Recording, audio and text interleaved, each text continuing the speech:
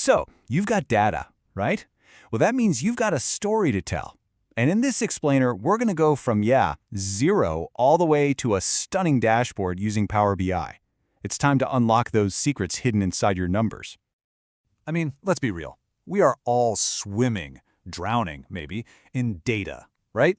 It's coming from spreadsheets, databases, web analytics, you name it. But, just having the numbers, that's the easy part. The real challenge is getting that data to actually talk, to reveal its secrets. So, how do you do it? Well, that's where Power BI comes in. Seriously, think of it as your personal data translator. It's this incredible tool that takes all those raw, boring numbers and just transforms them into these beautiful, interactive reports. And you know what the best part is? You absolutely do not need to be some kind of coding genius to pull it off. And get this, in 2025, Power BI is getting, completely supercharged with AI. We're talking about a Copilot that practically writes the calculations for you. It'll automatically flag weird patterns in your data that you might have missed, and this is the cool part, you can literally just ask it questions in plain English, and it'll spit out the complex formulas you need. I mean, it has never been this easy to get started. All right, you ready for our little zero to dashboard adventure? Here's the game plan. We're going to talk about what Power BI is, then we'll get and clean some data, model and analyze it, create some awesome visuals, and finally, we'll share and collaborate. Let's do it. Okay, first things first. We have to get and clean our data. I want you to think of this as laying the foundation for a skyscraper. It's not the glamorous part, I know, but if this foundation isn't solid, everything, and I mean everything you build on top is going to come crumbling down. So the whole workflow is actually a pretty simple three-step process. First, you connect to wherever your data lives. Second, you transform it, which is just a fancy way of saying you clean it up. And third, you load it into your model. That's it. Connect, transform, load. Super simple. And when I say connect, I mean Power BI can connect to pretty much anything. You got Excel files, CSVs, JSON? Easy. What about complex stuff like SQL Server or Azure databases? No sweat.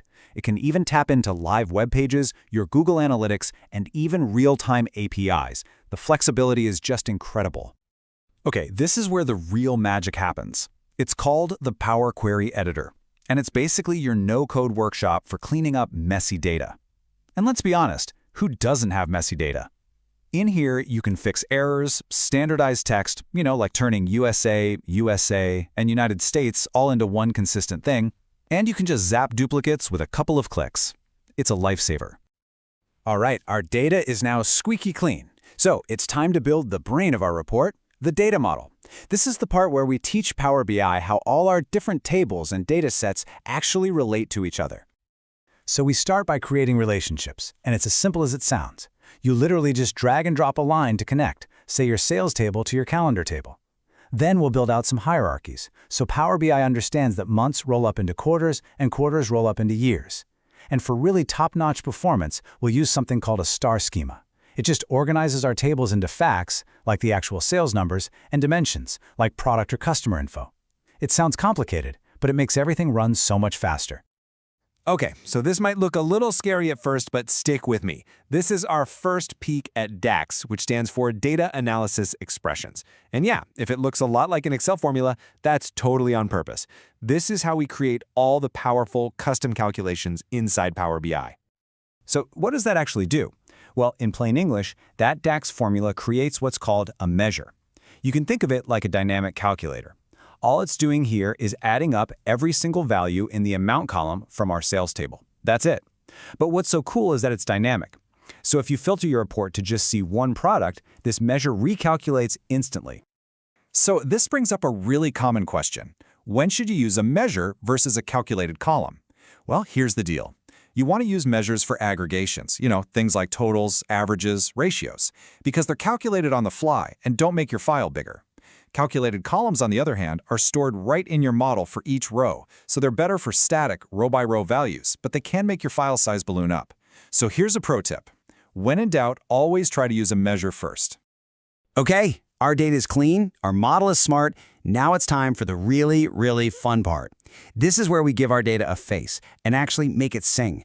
We're going to bring our story to life with some awesome visuals. So let's start with a classic, right? The good old bar chart. With just a simple drag and drop, we can instantly see our sales broken down by product category. And just like that, a boring table of numbers transforms into this powerful, easy-to-understand insight. Bam! But hey, why stop there? We can level this up with something called report page tooltips. So imagine this. Instead of just seeing a single number when you hover over one of those bars, a whole mini report pops up, maybe showing a sales trend over time for just that category. It's a fantastic way to add a ton of context and depth without cluttering up your main dashboard. And now for what I think is a total game changer, bookmarks. This feature is so cool. It lets you capture a specific view of your report with all its filters and highlights active, and then save it as a button. So if you string a few of these bookmarks together, you can create a guided, almost app-like tour that walks your audience through your data story, step by logical step. It's incredible for storytelling. Okay, so at this point, you've built this incredible interactive story with your data. But, an insight is completely useless if it just sits on your computer. So the final, crucial step is the handoff. We've got to get this dashboard into the hands of the people who can actually use it to make decisions. And luckily, Power BI makes sharing an absolute breeze. With basically one click, you can publish your report from your desktop up to the Power BI service online. From there, you can co-author it with your team, you can comment on things, package it all up into a neat little app, or just send out a simple link. You can even embed your live, interactive report directly into a Teams channel or a PowerPoint slide. You're literally putting the data right where the conversations and decisions are happening. Before we wrap up, I want to leave you with a few quick pro tips to make sure your dashboards really shine. First, for performance, try to limit your visuals to maybe 8 to 10 per page. Keep it speedy. Second, for design, put your most important KPIs, your big numbers, in the top left. That's just naturally where our eyes go first. Third, clarity. Use consistent colors and please avoid clutter. And finally, accessibility. Always check how your report looks on a mobile phone. You'd be surprised how many people will view it there. So there you have it. We went from a humble, maybe kind of boring spreadsheet all the way to a powerful interactive dashboard. Look, every single data set has a story locked inside it just waiting to be told. A story full of insights and opportunities. The only question left is, are you ready to be the one to tell it?